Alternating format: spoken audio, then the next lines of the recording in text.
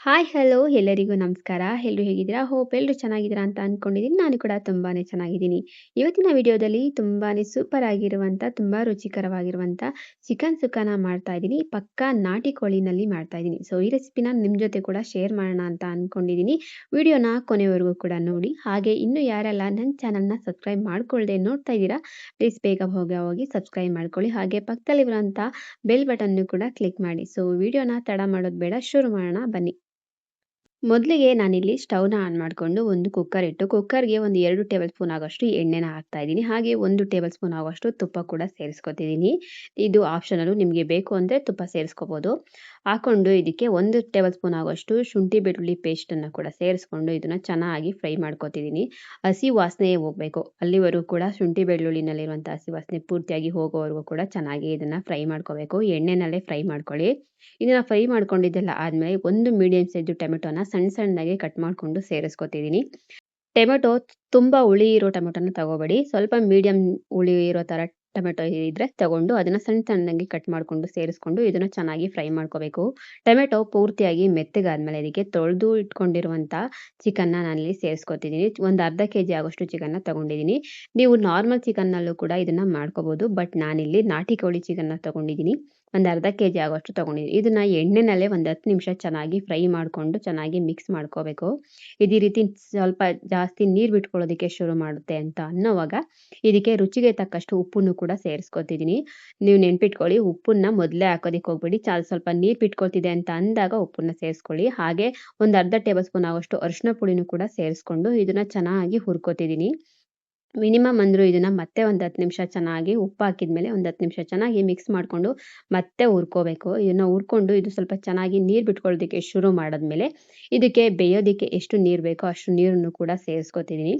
ನಿಮಗೆ ಜಾಸ್ತಿ ಗ್ರೇವಿ ಥರ ಬೇಕು ಅನ್ನೋ ಹಾಗಿದ್ರೆ ನೀರನ್ನ ಸ್ವಲ್ಪ ನೋಡಿಕೊಂಡು ಸೇರಿಸ್ಕೊಳ್ಳಿ. ನಿಮಗೆ ಥಿಕ್ನೆಸ್ ಯಾವ ರೀತಿ ಬೇಕು ನೋಡಿಕೊಂಡು ಸೇರಿಸ್ಕೊಂಡು ಕುಕ್ಕರ್ ಲಿಡ್‌ನ ಕ್ಲೋಸ್ ಮಾಡಿ ಸುಮಾರು ಒಂದು 4 ವಿಷಲ್‌ನ ಕೂಗಿಸ್ಕೋಬೇಕು. ಇದು ಪೂರ್ತಿಯಾಗಿ ತಣ್ಣಗಾಗೋ ಅಷ್ಟರಲ್ಲಿ ಇದಕ್ಕೆ ಒಂದು ಮಸಾಲೆ ಕೂಡ ರೆಡಿ ಮಾಡ್ಕೊಕೊಳ್ಳೋಣ.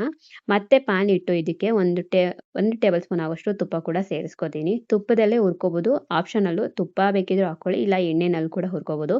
ಬಟ್ ತುಪ್ಪ ಹಾಕಿ ಹುರ್ಕೊಳ್ಳೋದ್ರಿಂದ ಮಸಾಲೆನ ಟೇಸ್ಟು ತುಂಬಾ ರುಚಿಯಾಗಿರುತ್ತೆ. ಹಾಗಾಗಿ ತುಪ್ಪನ ಸೇರಿಸ್ಕೊಂಡಿದ್ದೀನಿ. ತುಪ್ಪ ಸ್ವಲ್ಪ ಬಿಸಿ ಆದಮೇಲೆ ನಾನಿಲ್ಲಿ ಒಂದು 5 ಕೆಂಪು ಮೆಣಸಿಕಾಯಿನ ತಗೊಂಡಿದ್ದೀನಿ. ಮೀಡಿಯಮ್ ಖಾರ ಇರುವಂಥ ಮೆಣಸಿಕಾಯಿ. ನಿಮಗೆ ಖಾರ ಬೇಕು ಅಂತಂದರೆ ಸ್ವಲ್ಪ ಜಾಸ್ತಿನೇ ಸೇರಿಸ್ಕೋಬೋದು. ನೀವಿಲ್ಲಿ ಬ್ಯಾಡಗಿ ಮೆಣಸಿಕಾಯಿನೂ ಕೂಡ ಸೇರಿಸ್ಕೋಬೋದು. ಮೆಣಸಿಕಾಯಿನ ಸ್ವಲ್ಪ ಚೆನ್ನಾಗಿ ಹುರ್ಕೊಂಡು ಒಂದು 2 ನಿಮಿಷ ಅದಾದಮೇಲೆ 2 ಟೇಬಲ್ ಸ್ಪೂನ್ ಆಗೋಷ್ಟು ಧನಿಯಾ ಕೂಡ ಸೇರಿಸ್ಕೊಂಡಿದ್ದೀನಿ. ಅದಾದಮೇಲೆ ಒಂದು 2 ನಿಮಿಷ ಚೆನ್ನಾಗಿ ಹುರ್ಕೊಂಡು ಧನಿಯಾನ 2 ಗೆಡ್ಡೆ ಬೆಳ್ಳುಳ್ಳಿನೂ ಕೂಡ ಸೇರಿಸ್ಕೊಂಡು ಚೆನ್ನಾಗಿ ಹುರ್ಕೊಂಡಿದ್ದೀನಿ. ಅದನ್ನೆಲ್ಲ ಹುರ್ಕೊಂಡಿದ್ದೆಲ್ಲ ಆದಮೇಲೆ ನಾನಿಲ್ಲಿ ಸ್ವಲ್ಪ ಹುಣಸೆಹಣ್ಣು, ಒಂದು 1/4 ಸ್ಪೂನ್ ಆಗೋಷ್ಟು ಅರಿಶಿನ, ಚಕ್ಕೆ, ಲವಂಗ, ಗಸಗಸೆ, ಏಲಕ್ಕಿ ಹಾಗೆ ಒಂದು 5 ರಿಂದ 6 ಕಾಳು ಮೆಣಸನ್ನು ಕೂಡ ಸೇರಿಸ್ಕೊಂಡು ಇದನ್ನು ಕೂಡ ಚೆನ್ನಾಗಿ ಹುರ್ಕೋಬೇಕು. ನೀವು ನೆನ್ಪಿಟ್ಕೊಳ್ಳಿ, ಇದೇ ರೀತಿ ಮಸಾಲೆನ ಹುರ್ಕೋಬೇಕಿದ್ರೆ ಸ್ಟವ್‌ನ ಫುಲ್ಲು ಮೀಡಿಯಮ್ ಫ್ಲೇಮ್‌ನಲ್ಲೇ ಇಟ್ಕೊಂಡು ಹುರ್ಕೊಳ್ಳಿ. ಫುಲ್ಲು ಉರಿ ಕೊಟ್ಟು ಹುರ್ಕೊಳ್ಳೋದ್ರಿಂದ ಹಾಕಿರುವಂಥ ಮಸಾಲೆ ಪೂರ್ತಿಯಾಗಿ ಸೀದೋಗ್ಬಿಡುತ್ತೆ. ಹಾಗಾಗಿ ಸ್ಟವ್‌ನ ಮೀಡಿಯಮ್ ಫ್ಲೇಮ್‌ನಲ್ಲೇ ಇಟ್ಕೊಂಡು ಹುರ್ಕೊಳ್ಳಿ. ಇದನ್ನೆಲ್ಲ ಹುರ್ಕೊಂಡಿದ್ದೆಲ್ಲ ಆದಮೇಲೆ ಒಂದು ಮೀಡಿಯಮ್ ಸೈಜು ಈರುಳ್ಳಿನೂ ಕೂಡ ಕಟ್ ಮಾಡಿಕೊಂಡು ಸೇರಿಸ್ಕೊಂಡು ಇದನ್ನು ಕೂಡ ಹುರ್ಕೋತಿದ್ದೀನಿ. ಇದು ಕೂಡ ಈರುಳ್ಳಿ ಕಲರ್ ಸ್ವಲ್ಪ ಚೇಂಜ್ ಆಗೋವರೆಗೂ ಕೂಡ ಹುರ್ಕೊಂಡು ಇದಕ್ಕೆ ಒಂದು 8 ಎಲೆ ಆಗುವಷ್ಟು ಕರಿಬೇವಿನ ಎಲೆನೂ ಕೂಡ ಸೇರಿಸ್ಕೊತಿದ್ದೀನಿ. ಕರಿಬೇವು ಹಾಕೋದ್ರಿಂದ ರುಚಿ ತುಂಬಾ ಚೆನ್ನಾಗಿರುತ್ತೆ. ಹಾಗಾಗಿ ಸೇರಿಸ್ಕೊಂಡಿದ್ದೀನಿ. ಹಾಗೆ ಇದಕ್ಕೆ ಒಂದು ಅರ್ಧ ಟೇಬಲ್ ಸ್ಪೂನ್ ಆಗೋಷ್ಟು ಸಾಸಿವೆ, ಅರ್ಧ ಟೇಬಲ್ ಸ್ಪೂನ್ ಆಗೋಷ್ಟು ಜೀರಿಗೆನೂ ಕೂಡ ಸೇರಿಸ್ಕೊತಿದ್ದೀನಿ.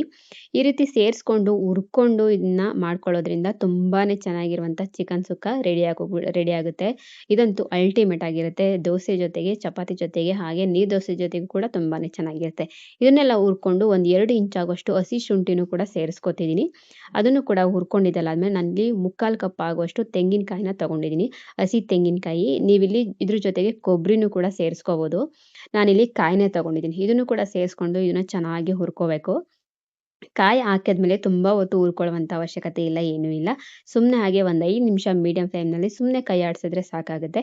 ಈ ರೀತಿ ಹುರ್ಕೊಂಡು ನೀವು ಸ್ಟವ್‌ನ ಆಫ್ ಮಾಡಿ ಇದು ಪೂರ್ತಿಯಾಗಿ ಕಂಪ್ಲೀಟಾಗಿ ತಣ್ಣಗಾಗಬೇಕು. ಅಲ್ಲಿವರೆಗೂ ಕೂಡ ಇದನ್ನು ಹಾಗೆ ಬಿಡಬೇಕು. ಇದು ಪೂರ್ತಿಯಾಗಿ ತಣ್ಣಗಾಗೋವರೆಗೂ ಕೂಡ ಇದ್ದು ಆಮೇಲೆ ಮಿಕ್ಸಿ ಜಾರಿಗೆ ಹಾಕಿ ರುಬ್ಕೋಬೇಕು. ಹುರಿದಿಟ್ಕೊಂಡಿರುವಂಥ ಮಸಾಲೆ ಪೂರ್ತಿಯಾಗಿ ತಣ್ಣಗಾಗಿದೆ. ಇವಾಗ ಇದನ್ನ ಒಂದು ಮಿಕ್ಸಿ ಜಾರ್‌ಗೆ ಸೇರಿಸ್ಕೊತಾ ಇದ್ದೀನಿ. ಇದನ್ನ ನುಣ್ಣಗೆ ರುಬ್ಕೊಂಡು ಎತ್ತಿಟ್ಕೋಬೇಕು. ಹಾಗೆ ರುಬ್ಕೋಬೇಕಿದ್ರೆ ಇದಕ್ಕೆ ಸ್ವಲ್ಪ ಸ್ವಲ್ಪನೇ ನೀರನ್ನ ಸೇರಿಸ್ಕೊಂಡು ರುಬ್ಕೊಳ್ಳಿ. ಮಸಾಲೆನ ಪೂರ್ತಿಯಾಗಿ ಮಿಕ್ಸಿ ಜಾರ್‌ಗೆ ಸೇರಿಸ್ಕೊಂಡಿದ್ದಾಯ್ತು. ಇವಾಗ ಇದಕ್ಕೆ ರುಬ್ಬಕ್ಕೆ ಬೇಕಾಗಿರೋಷ್ಟು ನೀರನ್ನು ಕೂಡ ಸೇರಿಸ್ಕೊಂಡು ಇದನ್ನ ಚೆನ್ನಾಗಿ ರುಬ್ಕೋತಿದ್ದೀನಿ. ನೀವು ನೋಡ್ತಾ ಇರ್ಬೋದು ನಾನು ಈ ರೀತಿ ರುಬ್ಕೊಂಡು ಎತ್ತಿಟ್ಕೋತಿದ್ದೀನಿ. ತುಂಬ ಪೂರ್ತಿಯಾಗಿ ನುಣ್ಣಗೆ ಫೈನ್ ಪೇಸ್ಟ್ ಥರ ಮಾಡ್ಕೊಳ್ಳೋದು ಬೇಡ. ಹಾಗೆ ತುಂಬ ತರ್ತರಿಯಾಗಿ ರುಬ್ಕೊಳ್ಳೋದು ಬೇಡ. ಮೀಡಿಯಮ್ ಆಗಿ ರುಬ್ಕೊಂಡು ಪಕ್ಕಕ್ಕೆ ಎತ್ತಿಟ್ಕೊಂಡು ಇವಾಗ ಕುಕ್ಕರು ಪೂರ್ತಿಯಾಗಿ ವಿಷಲ್ ಹೋಗಿದೆ ಅಲ್ವಾ, ಇದನ್ನ ಓಪನ್ ಮಾಡ್ಕೊಂಡು ನೋಡ್ತಿದ್ದೀನಿ. ನೀವು ನೋಡ್ತಾ ಇರ್ಬೋದು ಎಷ್ಟು ಚೆನ್ನಾಗಿ ಕಾಣಿಸ್ತಾ ಇದೆ ಅಂತ. ಇವಾಗ ಮತ್ತೆ ಸ್ಟವ್ ಆನ್ ಮಾಡ್ಕೊಂಡು ಇದನ್ನ ಮತ್ತೆ ಕುದಿಯೋದಿಕ್ಕೆ ಅಂತ ಇಟ್ಟಿದ್ದೀನಿ. ಇದು ಚೆನ್ನಾಗಿ ಕುದಿಬೇಕಾದ್ರೆ ಇವಾಗ ಇದಕ್ಕೆ ರುಬ್ಬಿಟ್ಕೊಂಡಿರುವಂಥ ಮಸಾಲೆನ ಕೂಡ ಸೇರಿಸ್ಕೊತಿದ್ದೀನಿ. ನೀವು ನೀರನ್ನ ನೋಡಿಕೊಂಡು ಸೇರಿಸ್ಕೊಳ್ಳಿ. ನಾನು ಚಿಕನ್ ಬೇಯಿಸ್ಕೋಬೇಕಿದ್ರೆ ಹಾಕಿದ್ನಲ್ವಾ ಅದೇ ನೀರಿಗೆ ಮಸಾಲೆನ ಸೇರಿಸ್ಕೊತಿದ್ದೀನಿ. ಮತ್ತೆ ಯಾವುದೇ ರೀತಿ ನೀರನ್ನ ಎಕ್ಸ್ಟ್ರಾ ಆ್ಯಡ್ ಮಾಡ್ತಾ ಇಲ್ಲ. ಇದನ್ನೇ ಮಸಾಲೆನ ಚೆನ್ನಾಗಿ ಸೇರಿಸ್ಕೊಂಡು ಇದನ್ನ ಚೆನ್ನಾಗಿ ಮಿಕ್ಸ್ ಮಾಡಿಕೊಂಡು ಇದನ್ನ ಮತ್ತೆ ಒಂದು 10 ನಿಮಿಷ ಚೆನ್ನಾಗಿ ಕುದಿಸ್ಕೋಬೇಕು. ಆ ನೀರಿನ ಅಂಶ ಏನಿದೆಯೋ ಅದು ಪೂರ್ತಿಯಾಗಿ ಚೆನ್ನಾಗಿ ಇಂಬ್ರುಕೋಬೇಕು. ಅಲ್ಲಿವರೆಗೂ ಕೂಡ ಇದನ್ನ ಚೆನ್ನಾಗಿ ಬೇಯಿಸ್ಕೊಂಡು ಒಂದು 80% ಅಷ್ಟು ನೀರು ಪೂರ್ತಿಯಾಗಿ ಸುಂಡೋಗ್ಬೇಕು. ಅಲ್ಲಿವರೆಗೂ ಕೂಡ ಚೆನ್ನಾಗಿ ಬೇಯಿಸ್ಕೊಂಡ್ರೆ ತುಂಬಾನೇ ರುಚಿಯಾಗಿರುವಂಥ ಚಿಕನ್ ಸುಕ್ಕ ರೆಡಿ ಆಗೋಗ್ಬಿಡುತ್ತೆ. ನೀವು ನೋಡ್ತಾ ಇರ್ಬೋದು ಎಷ್ಟು ಚೆನ್ನಾಗಿ ಕಾಣಿಸ್ತಾ ಇದೆ ಅಂತ. ಹಾಗೆ ಇದನ್ನ ತುಪ್ಪದಲ್ಲಿ ಮಾಡ್ಕೊಳ್ಳೋದ್ರಿಂದ ತುಂಬಾನೇ ಚೆನ್ನಾಗಿರುತ್ತೆ. ನಾವು ತುಪ್ಪ ತಿನ್ನಲ್ಲ ಅನ್ನೋರು ಕೂಡ ಎಣ್ಣೆನಲ್ಲಿ ಇದನ್ನ ಮಾಡ್ಕೋಬೋದು ಆರಾಮಾಗಿ.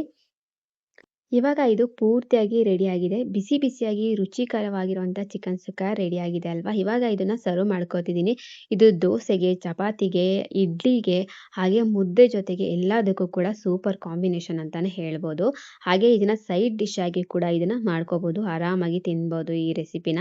ತುಂಬಾನೇ ರುಚಿಯಾಗಿರುತ್ತೆ. ಸೊ ನಿಮಗೆ ಟೈಮ್ ಸಿಕ್ಕರೆ ಒಂದೇ ಒಂದ್ಸರಿ ಈ ರೆಸಿಪಿನ ಟ್ರೈ ಮಾಡಿ.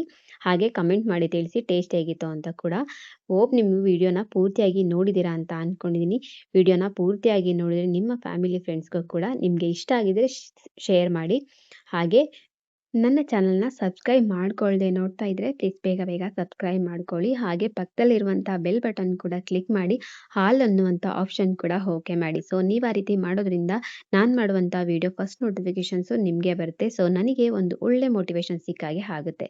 ಸೊ ಹೋಪ್ ನಿಮಗೆ ವಿಡಿಯೋ ಇಷ್ಟ ಆಗಿದೆ ಅಂತ ಕೂಡ ಭಾವಿಸ್ತೀನಿ. ಇಷ್ಟ ಆಗಿದ್ರೆ ಪ್ಲೀಸ್ ಒಂದೇ ಒಂದು ಲೈಕ್ ಮಾಡಿ. ಹಾಗೆ ನೆಕ್ಸ್ಟ್ ವಿಡಿಯೋದಲ್ಲಿ ಸಿಗೋವರೆಗೂ ಕೂಡ ಕಾಯ್ತಾ ಇರಿ. Love you all. Take care. Bye bye.